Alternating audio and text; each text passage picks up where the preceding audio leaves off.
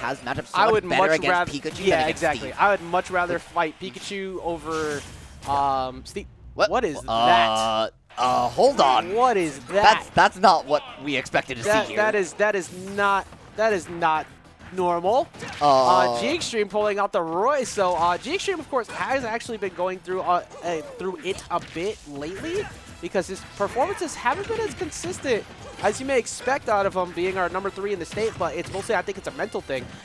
Trying out Roy here, interestingly enough, at the monthly, pretty, I guess we'll see if it works. And I mean, he is a player that, like, oh no, okay. Getting caught, just missing the ledge with that up B. You see a little bit of the character unfamiliarity coming in, Don punishing it with a spike, and now just G-XTREME pushing buttons, so many buttons, right, in the way that only Roy can. Luckily, Roy is extremely good overall, and also, like, well, actually, excuse me, what I meant to say is G-XTREME is extremely good overall, so something like that isn't going to, like, phase him too hard as he has him already at 86, one solid jab, Barrett ledge, takes it out, but then again, Don is also built on this lead pretty hard, too.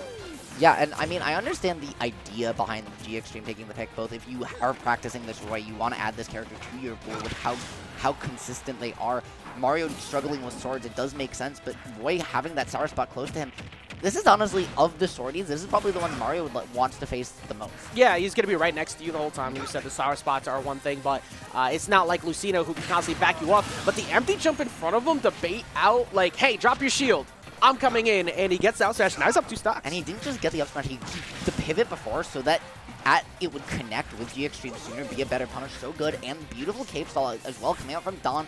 Both these players are opting to fight in the corner rather than reset, and that's going to be a benefit to Don, who's edge guarding as Mario is just much stronger. Yeah, Don's just going in with these fairs too, just trying, like, you put the fear in him that he can't air dodge anymore. That gives you free back air punishes later on. But speaking of the air dodge, he's going to get punished again. He keeps building on it. This is what looks like it could be a 3-stock game if G can't find, like, a straight hit bear, which he does right on cue and puts himself at least in the game, but got quite a bit to make up here. Yeah, I mean, you gotta teach me that power, man. That's like the reverse caster curse. And speaking of, it's nothing's getting taught this game. G-XTREME maybe not getting as much time to learn that Roy in game 1 as he wanted to.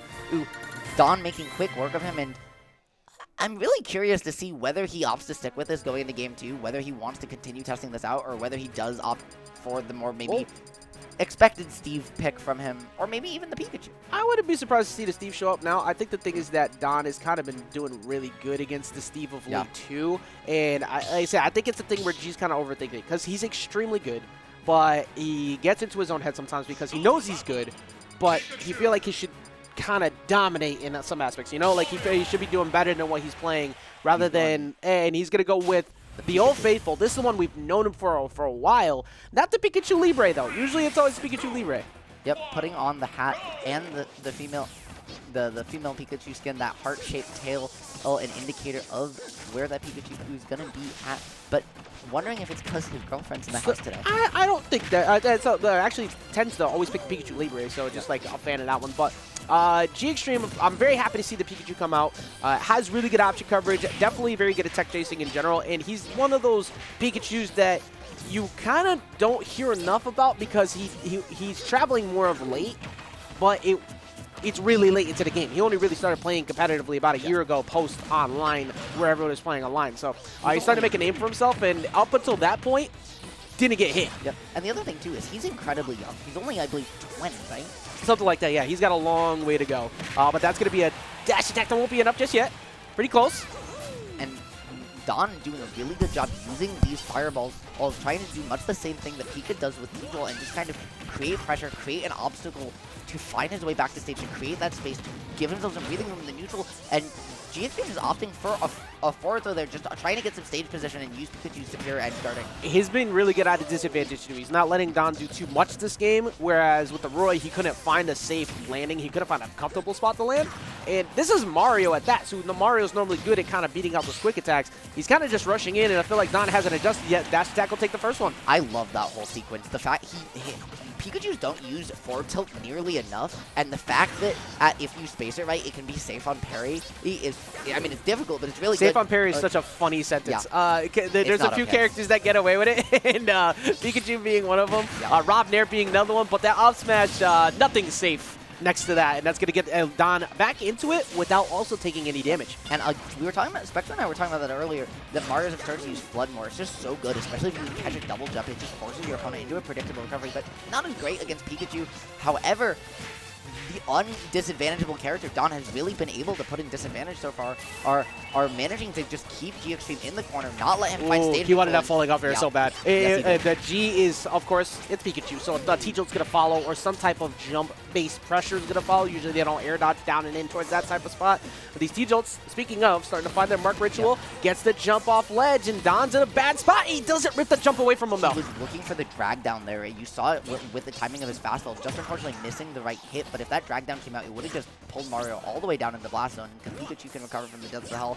It wouldn't matter, but you got to get out of the corner if you want to make anything happen, and Don's been so getting good out of about the corner, not letting G-XTREME out. And the reflector off of that too, enabling him to get up, forcing him to run away, thinking he could hit him with that forward smash. Don now re-snatching that lead away and trying to take out G, because reminder to everybody, this is the final best-of-3 set you will see on stream. There is only best-of-5s from this point forward because it'll be all top 8 best-of-5. So G-XTREME can't afford to make many more mistakes past this point. And good up smash from G-XTREME, just using it as a get-off main tool, not letting out. Mario now has to go high, and G-XTREME finally going out there, trying to threaten Don, force him to go on stage, retreat to the ledge. G doing such a good job with that, and Don, a little, very interesting DI, just very slight, trying to bait G-XTREME into thinking he had the Thunder, doing so successfully, but that fair catching the edge guard. That was so necessary, too, because he was getting hit quite a bit before that, and he couldn't really close out a stock without being pushed to basically knockout percentages. That time he only took 41%, and Pikachu combos coming through. He just missed the spacing to get the grab, though, to keep it going. Fair into grab is incredibly difficult, which is why you don't see Pikachu do it, because those up air into fair drag downs make your loops way longer if you can make them happen, but it's just so difficult that it's not reliable, and the jab block, that's going to be it. Immediately closing out, taking out 2 here. G decided to go with that Roy, the first one. Would it have made a difference? Who knows? But the way that went out, the way it panned out at the end, definitely seemed like this shouldn't have been the first call. Pikachu was looking good. I think he's kind of been scared out of the idea of actually trying to make the Steve work of late,